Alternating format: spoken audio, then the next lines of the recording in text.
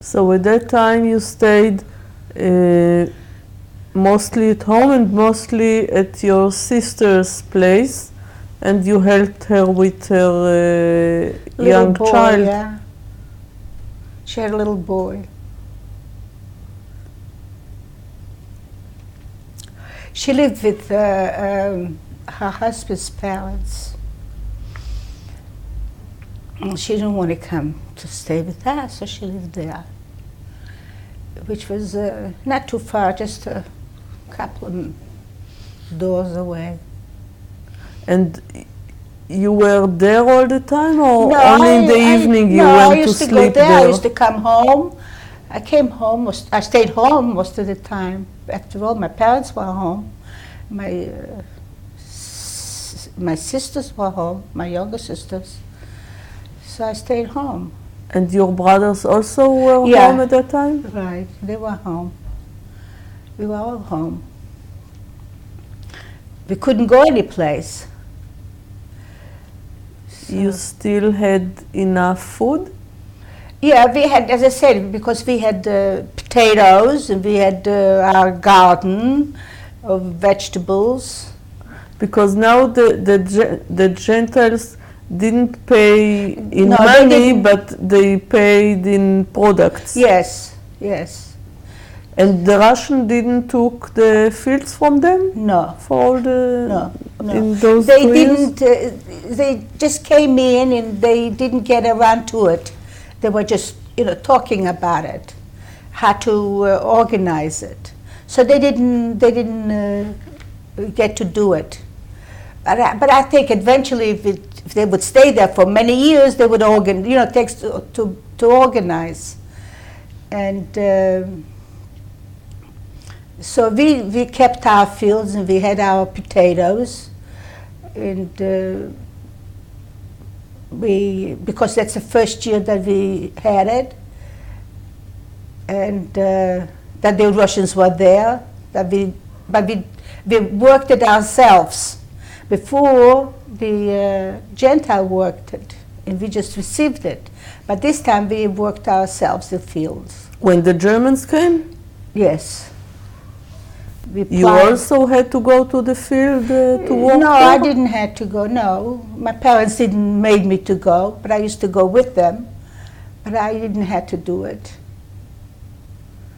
And it was also wheat and... Yeah, we had wheat. My brothers worked the field also. They had to cut the wheat and they had to, whatever we had left, but some of them, they used to take it. And we used to have a grinder that we made our own flour. Well, I don't know what you call it. Like two stones together, you grind and you made your own flour. So relatively to other people at that time, you were okay, you had enough food, and I suppose you could even sell a little bit to No, we others. couldn't sell it. No, we couldn't. It was not enough. We just had to live on especially when some other people came around that they didn't have anything. You gave this one, you gave that one. So you have enough to you couldn't sit and eat yourself when all those people are sitting there and hungry. So you had enough flour, enough vegetables. Yeah, You could make a living. We managed. We didn't sell it. We couldn't sell it. If we didn't, we managed. We lived, survived. And it was the first time that all of you were at home all the time, no? Yeah, well, not all of us. My sisters were not home. Just my brothers and myself and my two younger sisters and my parents. And then we had this family that stayed with us. They had to eat also, and they didn't have anything that they brought with them. We had to feed them. The relationships were okay with them? Yeah. We were just like one family. And then you had other people, from Poland that escaped. You couldn't leave them outside not to feed them. You had to give them also something to eat. So they shared, like we used to have two young men came during the week, every other day to eat. Other people gave them food, so they ate whatever and they had to have a place to stay. So I suppose that meat was no longer available. You didn't eat meat, but other food, bread and vegetables and... well, bread was, but potatoes was enough. So we ate potatoes, we had pickles, and we had once in a while some meat for Shabbat. And you still kept the holidays at that time? Of course. I don't remember much about the holidays when the Germans were occupied. When the Russians were there, for example, Hanukkah, you usually put the candles near the window. Yeah. During the Russian occupation, you also put it near the window? No, not out inside? No, they didn't bother. They really didn't bother because we didn't have the Russian. There wasn't a headquarters there. No. Only it was just the local people, and everybody knew everybody. So it was not a big problem. So now during the Germans, it seems like you continue your life, but it was nothing like before, because first you had to work in the fields, what you didn't do before, and you had almost enough for self-sufficient you could a year, 2 years you could survive under those conditions. It wasn't Sof Ha'olam, the end of the world. And did you have to wear a yellow star? Yes, or on the sleeve? No, yellow stars. We had bands first, and then we had the yellow stars. Yeah, we had to have that when the Germans were. And since you were a Jewish city anyway, you didn't feel, you especially as a child, as a teenager, you didn't feel very much the restrictions that the German forbid you to go here and there. Yeah, we had. What do you mean we didn't have any restrictions? We didn't go to school anymore. Yeah, but you said that even before you didn't go out of the Jewish center. No, that was not the problem. The problem was, but my father was going out. I didn't. I was as a child. I didn't have any business to go out. But the people that were in business, that they lived off whatever they had. Of course, but I said that you as a teenager, you felt it less than others. Yeah, but we had a business before. We had to close it. But I myself, no, because I didn't have any reason to be out. But and do you remember other restrictions that the German forced you? Schools were closed. We didn't have to wear the yellow lattes.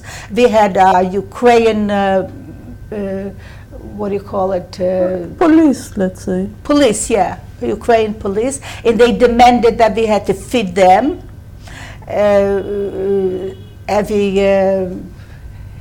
every day, to give them food, although we didn't have any for ourselves, but we had to give them. And then they demanded, later on, they started demanding things from us, like leather goods, like gold, and we had to give it to them. You had kind of Judenrat? Sort of, we had a Judenrat. Some people from the community. To negotiate with them. That was the men that stayed with us. He was a refugee from Poland. This situation was how long? Till they surrounded the town, and they took the Jews to the graves. When was it?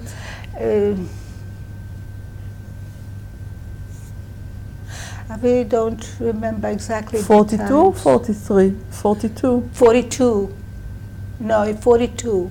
I suppose since it's not far away from Rovno, and in Rovno I know it was in, I think, July, so maybe... It was the same time, because they had, see, later on it started out like they had, we had to work. They took the young people like my brother. Not you? No, I was too young at that time. But my brothers, they used to take to work. And the work was extended of digging graves, not too far from our town, about 25 kilometers. And at that time, you already heard what's going on in other places? No, we didn't know anything about I'm not talking about Treblinka or the camps, but... No, we didn't know nothing? anything. No, this was just like you had to go to work, so they asked for so many people every week or every 2 weeks, and they took him there and they dug graves. My brother came one time and I said, I didn't ask him because I was a child, what did you do there? They dug graves. And what the graves were for, nobody knew. They didn't know it's graves, they made holes, yes, big holes in the ground. Big areas. And they came home, and then one day they mobilized again people. And at that time my brother didn't go. We paid somebody, and somebody went instead of him. And they came back. They came and they mobilized. That was already in Rovno, in Osova, and there were all the small cities, the small towns. They mobilized the cities and they took them to the graves. And at that time, we paid a Gentile person some money. My sister was in a ghetto, to take her out from one of my sisters, take her out from the ghetto and bring her home. That same day, they mobilized in Osova to take her to the graves, and she went. She came and she spent the night over some Christian people's house. And that day she came and they mobilized in the whole. Because in that area they didn't take people to the camps, but they killed them to the graves. Yeah, they those killed graves. them there. Right, and they took also from Rovno and from all around the area. In Rovno, for instance, it was a few days before you, so you could hear about it? No, it was the same time. So you didn't know what they are taking you No, if for? they took us, when they mobilized, and when they took us, we didn't know that was to the graves. We thought that was going to work. I don't think people knew that was to the graves. And whoever ran away, first of all, they took all the Jews from your town, or only the younger? All of them. First of all, when they used to mobilize a town, they thought that they go just after the men, to take the men to work. So who ran away? The men ran away. So my father and my two brothers ran away. I came to my house, as I said before, I slept over my sister's house. So I came to my house was empty. My mother was already gone, everything was... Oh, when you came from your sisters? Yeah. But let me go back.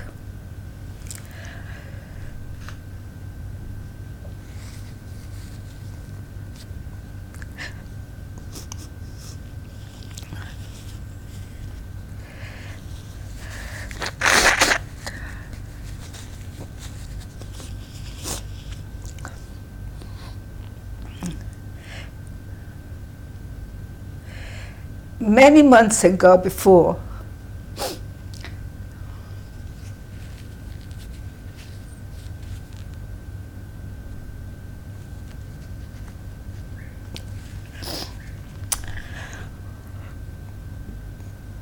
it's okay, take your time.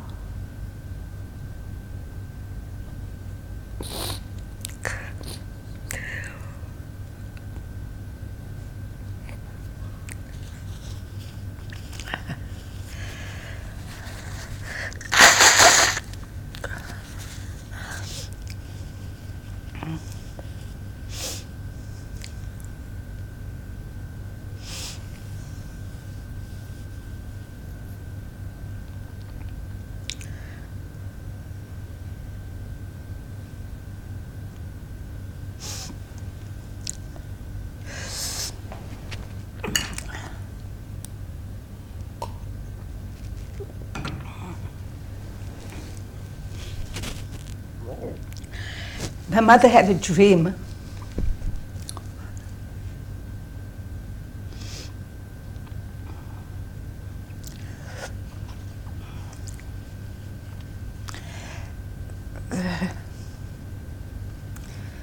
And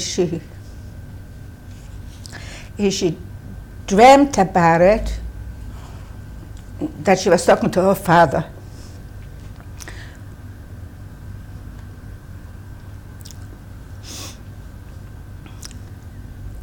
And she's telling him the story, what's going on, the war and the children and so forth, so on. He wasn't alive at that time. Beg your pardon? He wasn't alive. No. My grandfather died before even I was born. And he said to her, nothing we can do about it. We're praying, but nothing we can do. So when she woke up the following day, she insisted upon it that we should make a shelter, a hiding place. So we had a storage house where we kept our food and things like that. So under the bench, we dug a hole, we built out to go outside, and outside was a lot of hay put on. So like to cover it, and there was a hole that you could crawl in and stay there till everything goes by, and then you can go out. Like a what do you call it? Anyhow, a hiding place. A bunker. It's not a bunker, but it's just a hide.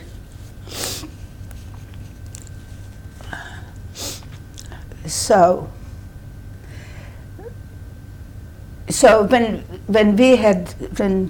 my father built it and closed it up, and when something happens. So when I came into the house, she was already in the bunker with my sister, and with my sister that just came from the ghetto, and my other sister with the baby. They had two small babies, and my two younger sisters, because my brothers and my father ran away in the morning. So I didn't want to go in there. So my sister's children, the babies, what they know about a bunker, they start crying. So they get out of there, and they said, why should you get killed because of my children?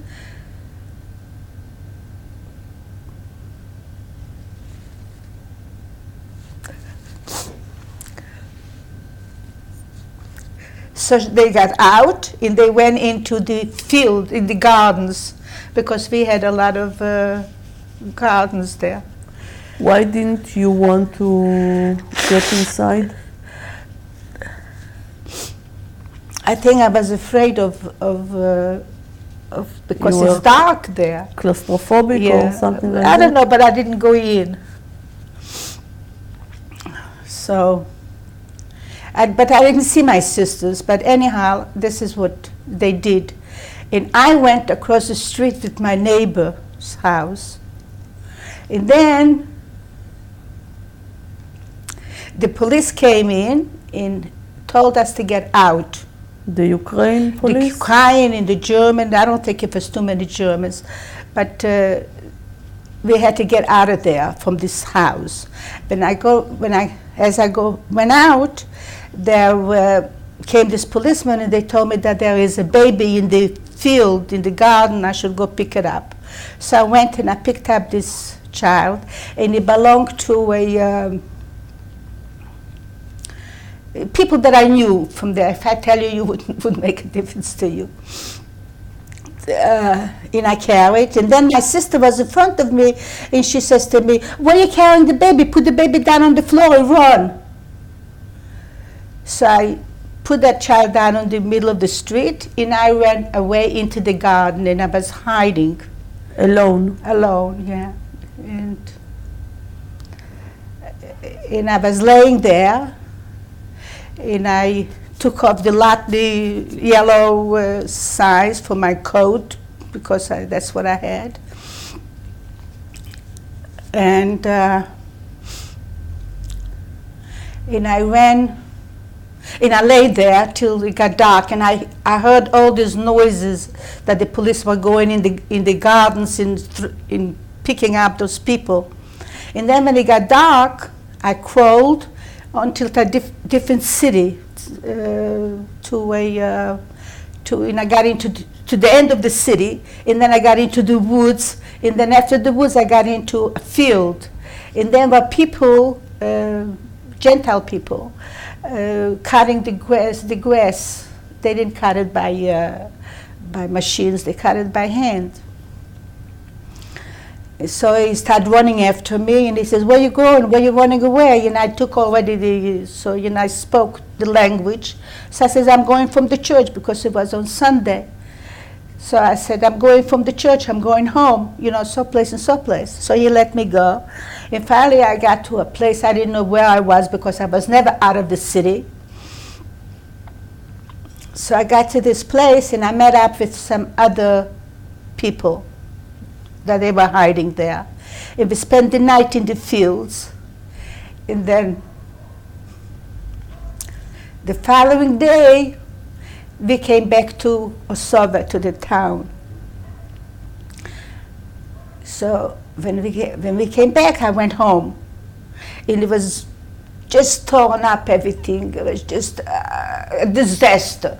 The cows and nobody knew where from one to the other. So I went home into my house, and I was going into the shelter where my mother was supposed to be there.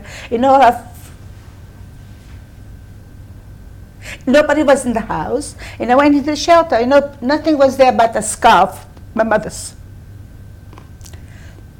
So I went back to that woman, and she says, "I'm going to take you to Vishke." There's a town that lived Jewish people. My uncles used to live there. Where? Vishke. 5 Jewish families were there. So I went. This lady, what lady? It's a neighbor of ours. In Osova? Yeah, from Osova, a neighbor. So anyhow, I went with her and her son. And in the middle,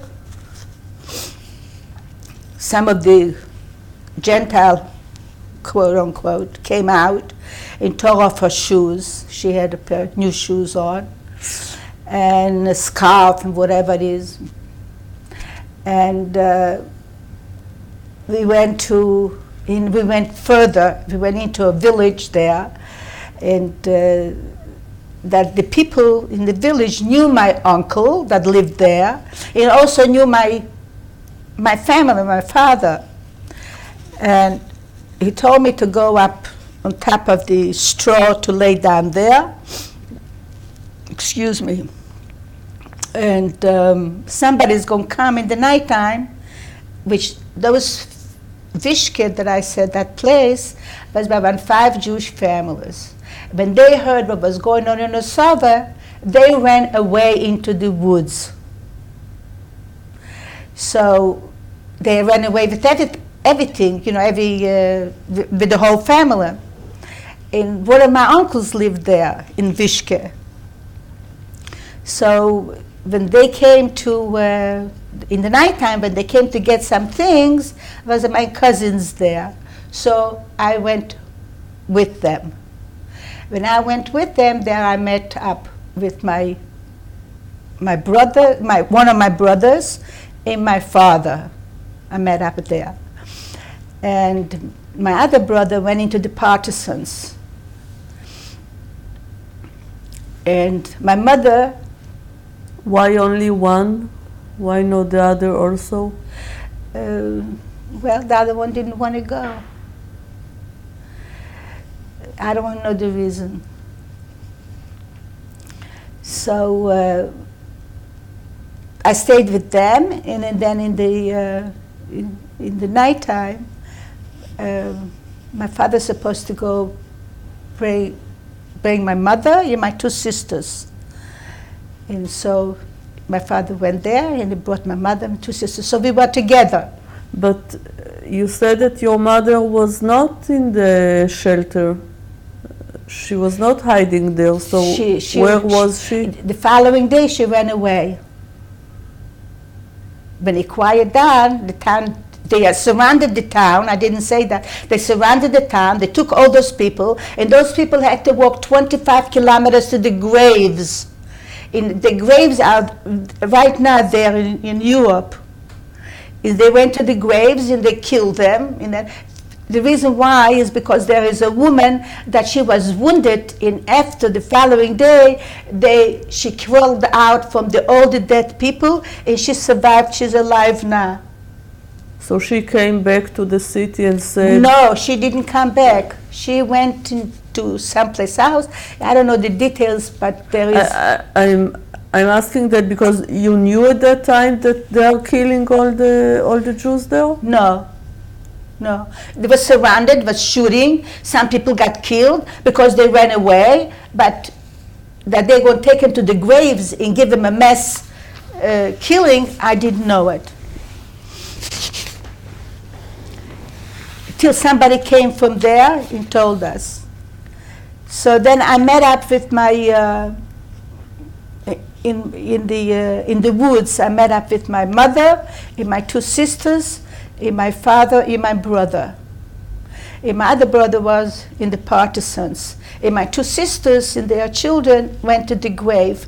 And one of my sisters was in a ghetto, and she stayed there with two children, and I don't know what happened to her.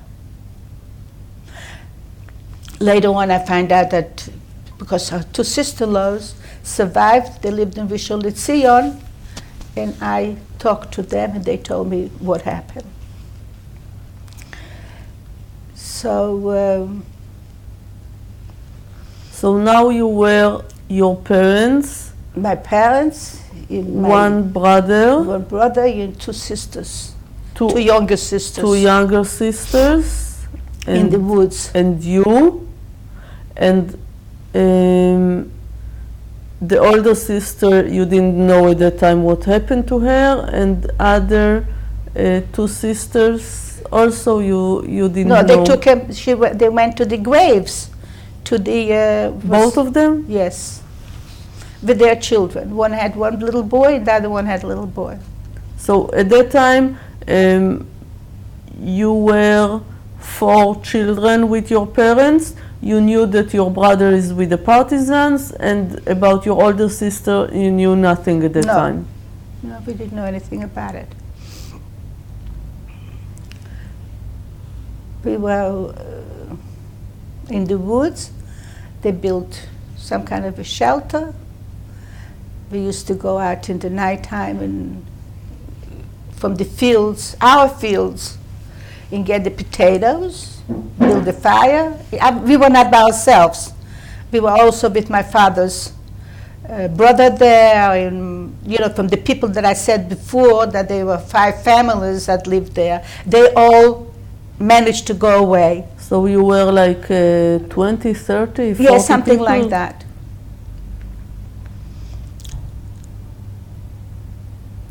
Something like that, those people. And when you say woods, you know, when Israelis think about woods, it's something like that in 15 minutes you go from one side to the other side of the wood. No. When you say woods is millions, is kilometers and kilometers and kilometers. I mean, if you know Ukraine, that it's kilometers of woods. I mean, hundreds of kilometers. And those woods were also big woods. Right. You can get lost there. So we stayed there.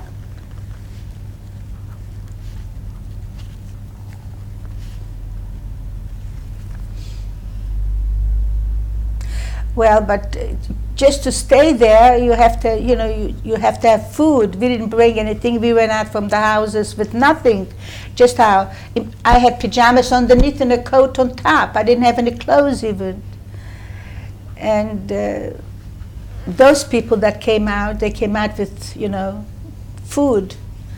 But nobody, they give you, but everybody's trying to preserve, because you never know how long, for how long you need it. So later on, after we settled down, we got together, they built bunkers, you know, with shelter. And one time in the nighttime, my mother and my father went out to get some potatoes from the ground. But you have a problem to light a fire to in the nighttime, cook the potatoes? In the nighttime, we used to light it, and don't make it a high fire, very, very low. And used to put it in the coal and used to cook. And some, you know, a pot, we had one time a pot with a hole, and we stuffed up the hole, and you get the water from the, I don't know how you call it. It's like sponges that grows in the woods. And you take the sponges, absorb the water, you take those sponges and you squeeze the water out, and you cook it. So we had, so my mother and father went out for food, and she left us with the other people alone. So they brought some potatoes, so we had something to eat, but we didn't have any salt. And if after a while, if you don't have any salt, then your body is. And every so often they used to come. And later on, it got into in the winter, fall. You know, in the fall they have a certain fruit that grows on the sponges. I don't know how you call it. And I suppose you also have mushrooms, because they grow after the rain. Yeah, but you couldn't. We couldn't go out. We had to stay hidden. So. So some of the people, the Gentile people, used to come and pick them. And when they saw us, they used to go and tell the police. The police used to come and you kill were us. all of you, dozens of people, in the same bunker under the. It was not under the ground. Not under the ground. It was on the ground. It was like not a bunker. It was just like a roof made just to shelter the. And then on top of it was put on all kind of trees to be able to. But they used to smell. They used to smell because we had a fire, so you used to smell the smoke, and after a while, I want you to know is the smoke goes on you, and if you go someplace, people can smell. Like when we used to go into a Gentile's home to ask for a piece of bread, he used to smell you for a mile that you were coming, because the smoke in your clothes. So then when the Gentile began to find out where we were, they used to, either they did themselves, or they sent somebody to hunt. So the first time they had a lot of people got killed. A lot of people got killed. I can't recall to how many. And anyhow, and when the local people caught them or called the local Germans people, no, not the Germans. They didn't need the Germans to kill us. They killed themselves. And then at that time I was wounded. How? By bullet. They shoot at you like they shoot at the... Where were you? In the woods. And some local peasant saw you? Yes, they went and they told the police, and the police came, and they came and it surrounded us, and they was hunting like you hunt on animals. That's the way they used to hunt on the Jews. So I got a bullet here, explosive bullet. In your arm. This is good because I had surgery already. And I got wounded here. At the same time, I had 3 bullets.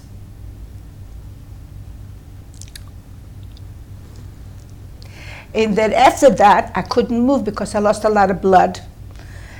So the bullets stayed in your no, your it's body? just explosive. This was explosive. All this was like hanging the flesh.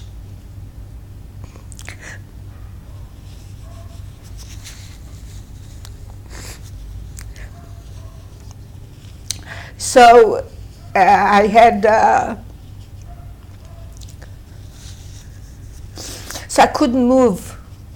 I was just laying in the ground for several, I don't know how many days, and they thought that I'm going to die.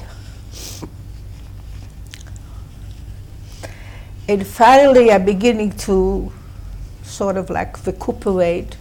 Of course, no doctor around. Of course not. And then I had this a dress with long sleeves, so my mother was cutting it off. It was blue, was all, and tried to wash off because the blood was dried up and it was hanging, and so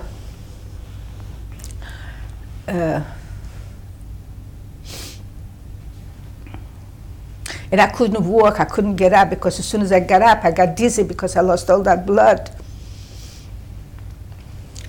So finally we had, some Ukrainians were also, he was not very fond of the Jews, but anyhow, he came by, for some reason or rather he caught us, not that he was giving me some kind of medication, some kind of leaves to cook him, and then to wash it, and then to put it on, and to make it to feel better.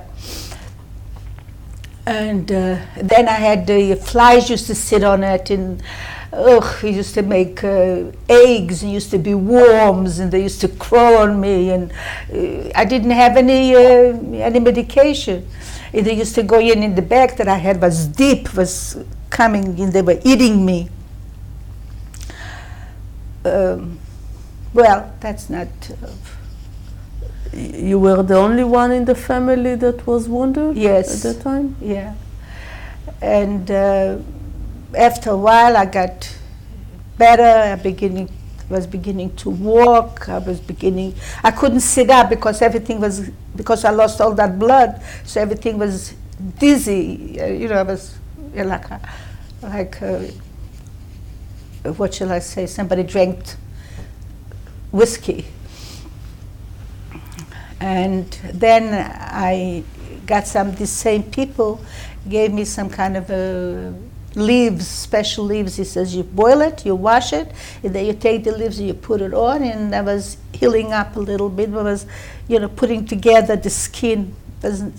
I had a surgery afterwards, but later on in the States.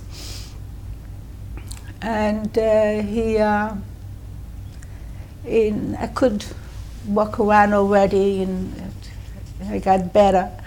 But at the beginning, you were conscious all the time or subconscious? No, after the time I didn't know what was going on because I lost all that blood, so I didn't know what was going on. But I used to get up and I fell down. I got dizzy and I used to fall down. That was the first time when I was wounded. That was around the holidays, like this time of the year. And because I remember, because we were fasting, we want to make for Yom Kippur. So we had, we didn't have anything to eat before, but we had some wheat, grain. So we cooked the grain and we ate it. And I also wanted to fast at that time, and my mother says, no, you cannot do that. So she wouldn't allow it. The major problem at that time was with your arm? Yeah. The bullets in the back or the waist, they were less problematic? Yes, they were, because I used to get like sharp pains. I'm even getting now sharp pains, sort of like with a pin sticking, you know, like sharp pins sticking in me. And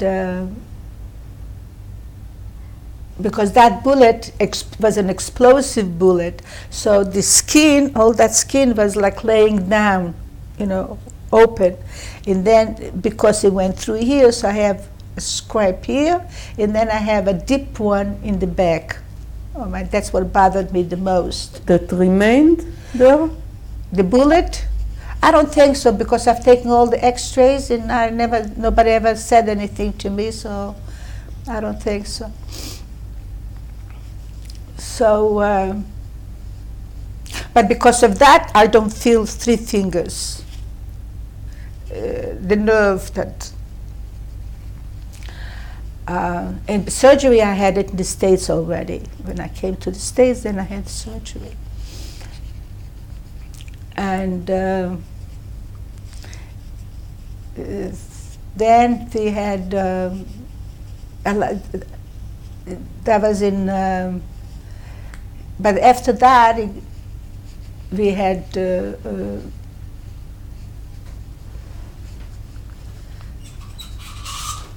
believe it or not, I keep on forgetting we stayed in the woods, we were there, and the food was difficult to get already. You were 14 years old at the time. Your brother was how old? My brother was 16. And your my older brother was 18. But he wasn't with you, he was with the partisans. My older brother was with me. My younger brother was not. My younger brother went to the partisans. So your brother was 18, you were 14, and your sisters? My younger sister was about 10, and then I had 1 6.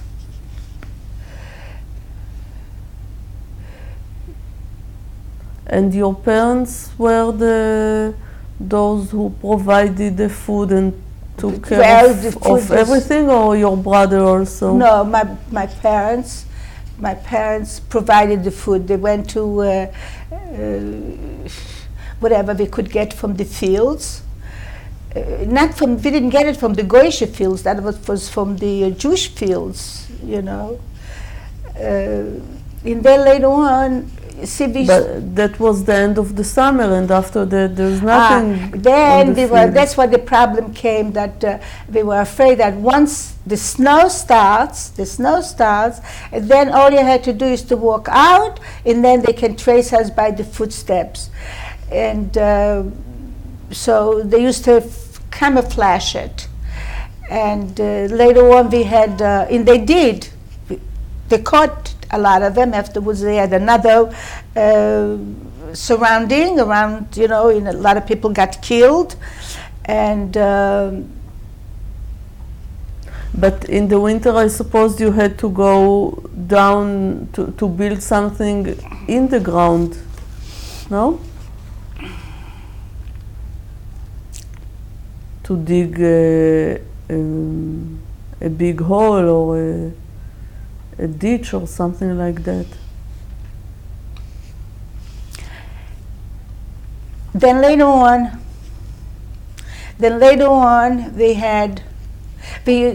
because we had a business there, so the Gentile people knew my father, so they used to be generous, used to give us some bread and some potatoes. And later on they had another round to, they round up like we would be cattle. And at that time,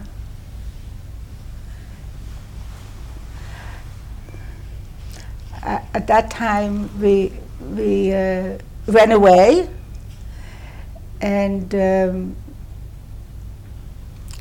I was wounded again.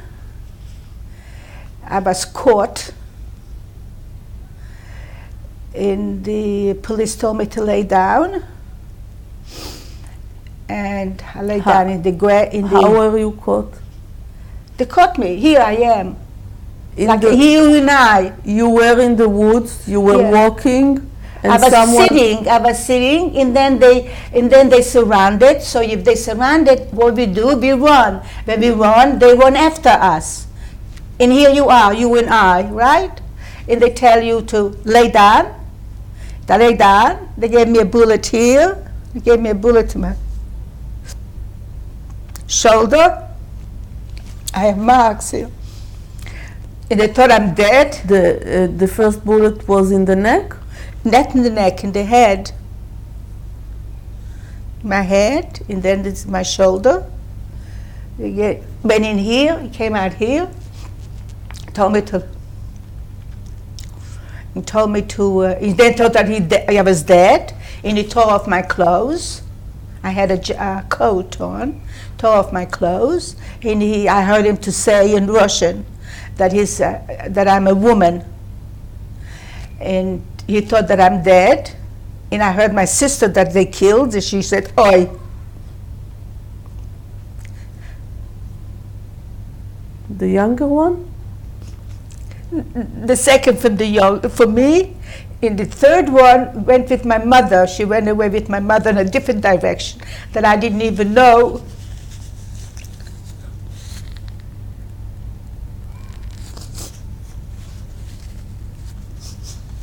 Where they were, and my father went in a different direction, and my brother in a different direction. They were Ukrainians, these people. And I heard him go away, and I was lying there was already snow that time, in the snow, and I heard him to go away until it was dark. And then later on, I felt that I'm alive. So I didn't get up, but I crawled back to the fire. And when I got back to the fire, I saw my some kind of, well, anyhow, I think is a cousin to my father, with his 3 children.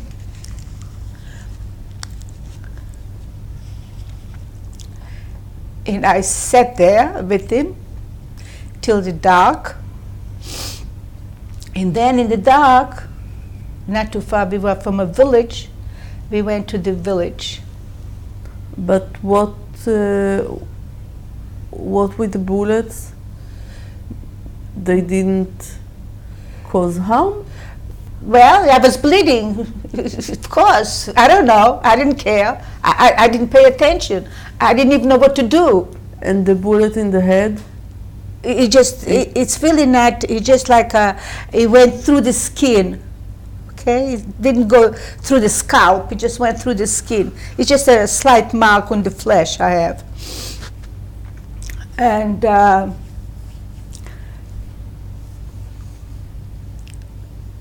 we went to this village. We went into this, I don't even remember what the name of the village was. And we went to this Gentile man. And you were with your relatives? Yeah. And he says that my father my father was here, and we should stay there. And so we stayed there, and not in the house.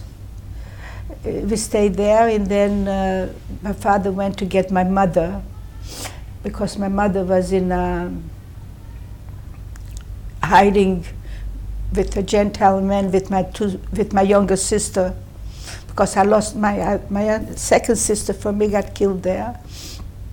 And I don't know where my brother is. And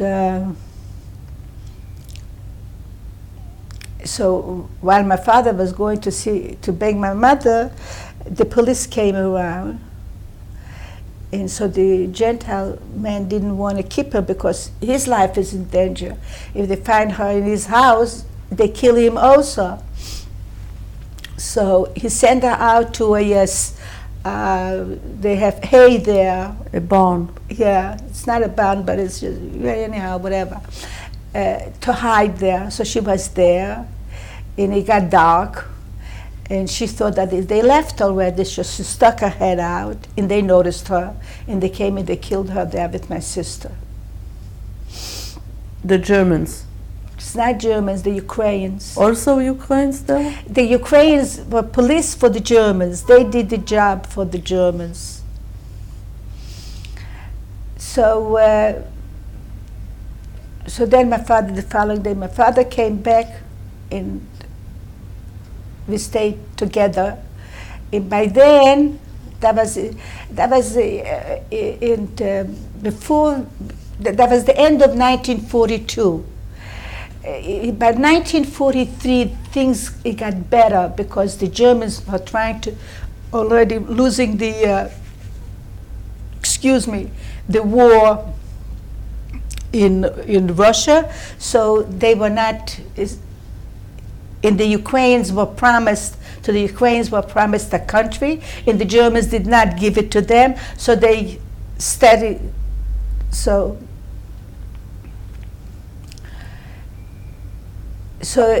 anyhow, it got better. But the Gentile people wouldn't let us into their houses because, excuse me, but we smelled terrible. First of all, I smelled horrible because from the blood that was dried up on me. I didn't take a bath for a year or 2 years, who knows how long. And the clothes that observed the smoke from the fires. And I suppose you had lices. You could make a fur coat. You could make a fur coat. There's no, I don't even want to talk about it because I get shuddered when I see something that's crawling. It still remains with me. And this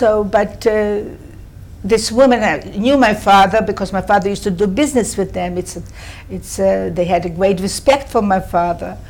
So she gave us something to eat, and then later on it got better. She let me take a bath, and she gave me new schmatters so I could put on. You felt like a different person. Like a human being. Right. And then And at that time you were only you and your father? Right. And what about your brother? My brother got killed also. My other brother got killed in the partisans, whatever you want to call it. I don't know if he got killed from the partisans but maybe the partisans. The partisans also were not Jews, they were also Gentiles. So the Gentile, what is to him to kill a Jew? He doesn't have to report to anybody. But the brother who was with you, he got killed at the same time with your mother and sisters? Yeah, he also got killed. So we didn't even find the bodies.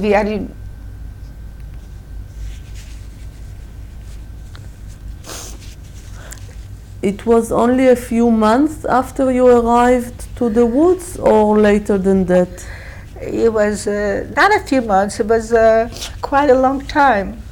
Maybe it was the end of 43?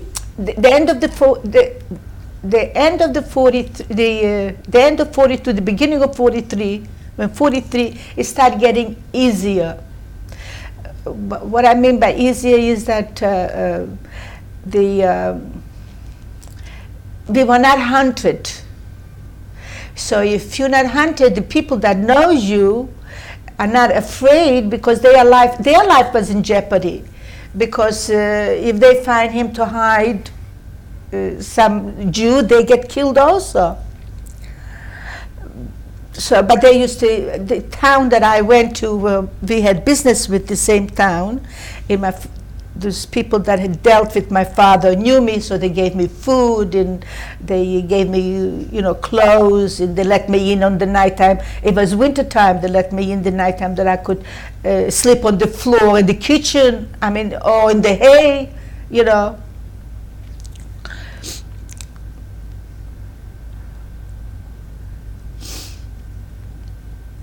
In fact, we slept in a place, and two people slept the same time with us in the hay, and they didn't cover themselves. One boy was a next door neighbor of mine, just frozen, and then this woman also was just frozen. You were all the time with your father, or sometimes you were in this barn and he was there? No, all the time with him. Together? Yeah. We were all the time. Then we had... How old was your father at that time? He was in his 60s. So for him it was even more difficult than for you? I guess so. We survived together. After the war. We went to the States. He had brothers there, and they sponsored us. And we lived in the States for a long time. But until then, we had a lot of difficulties to... And then But you were 15, 16 years old, so to stay in the hay, it's not such a problem, but when you're 60 and you have back problems and all the age problems, it's more difficult. But when I think about it, you also had problems because of the bullets. Yeah. So then later on, we were trying to cross the problem is at that time that Germany promised Ukraine that if they are helping them in the war, they will give him an independent country. So later on it happened that they did not. So what happened was that they were against him. They were against the Germans. The Ukraine underground fought against the Germans. So they were not just against the Germans, they were against the Poles and they were against the Jews. So we had more difficulties to find somebody to help us, because this way we had the Poles to help us, but there was no Poles there because they were afraid of the Ukrainians. So then there was a lot of partisans. So later on, I'm skipping a lot of things because I don't remember exactly, how it happened. We wind up with a group of partisans. Because we wanted to get out. We want to get out from Ukraine, from that part of Ukraine where I was born. We want to go over over the other side of the railroad. The reason why is because of the partisans who were congregating there. They were afraid to stay there because of the Ukrainians also. So the partisans couldn't take us. Finally, there was a lot of Jewish people in the partisans. So finally, they decided they're going to take us. And with us was a group of Poles that they wanted to go also. But they could go into the city to go with the Germans. So we walked ourselves several times, and we couldn't make it. We just didn't know the way. So we were about, 15 to 30 Jewish people. and we were trying to cross the railroad tracks. And the railroad tracks were very, very highly guarded because that was the main from Russia to Germany. So if you have to know, if you don't know where you're going over it, then you get killed. But the Germans, what they did, they cut down all the trees near the railroads so they can make noise if anybody walks in the nighttime, if they don't see it. And they have guards. Every so often they can shoot. So we got there a couple of times. We didn't go over. So finally we decided we'll go with the partisans. But the partisans wouldn't take you. They'll take you until there, and then later on they say go by yourself. Why? Because if you happen to go slow, or if you happen to, to walk, and you let the Germans find out, they get killed. I don't blame them. So for safety, what they did was that they took us all the way to the railroad, and then after that they said, go, we're going our way, you go your way.